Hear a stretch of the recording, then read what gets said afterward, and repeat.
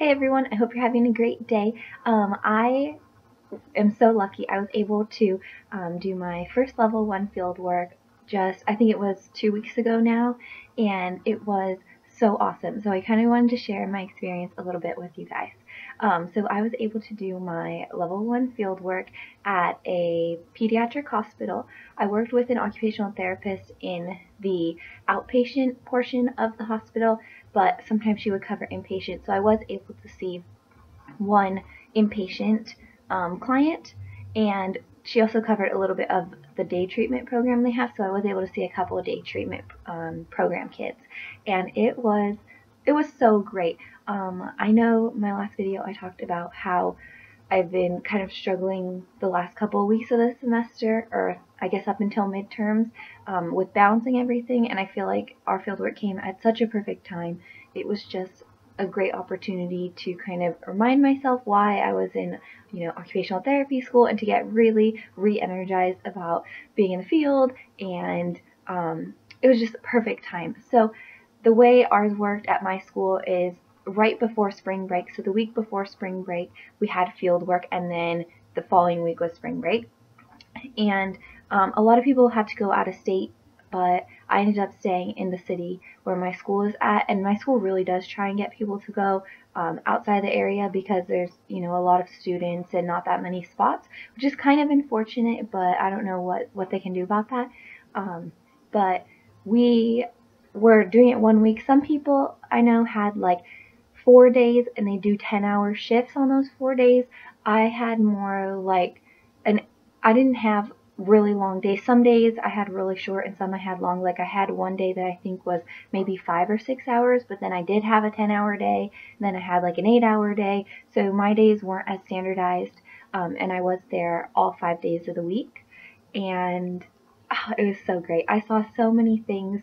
A lot of it I had seen before just from like my hours of observation, but I was able to see new things that I hadn't seen before, and it was really cool to see things that we had read about in either like research that we had done or that we talked about in class, and then you go out in field work and you're like, oh my gosh, I know why they're doing this, or who's doing it, or whatever. So like I got to see some constraint-induced movement therapy, which my school has like last semester we read a whole research article on it, or maybe two.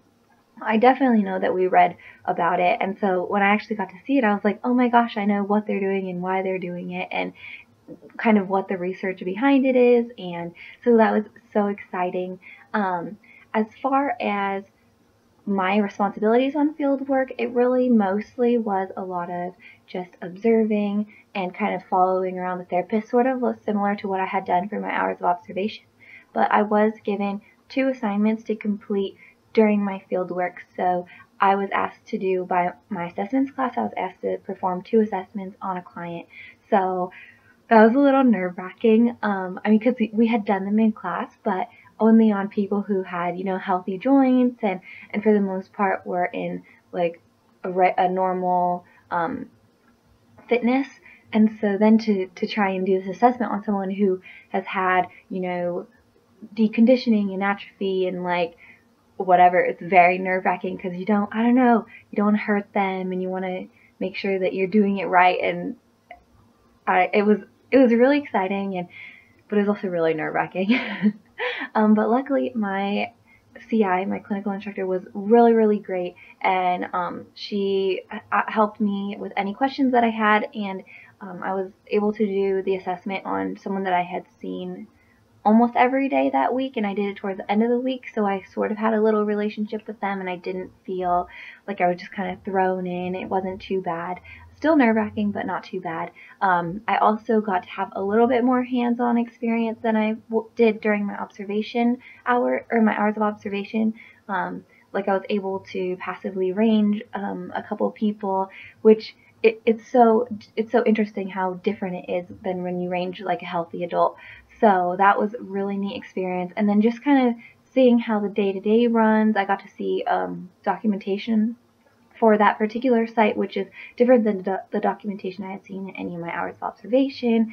And honestly, overall, it was such a great experience, and it was just the perfect time to sort of like re-energized and get really excited about being an occupational therapist and all the great things that we can do. So I hope if anyone had their level 1 fieldwork recently or is starting an OT school, that you're going to have as great of an experience as I did, or you have had as great of an experience as I did. Hope you're having a great day. Bye.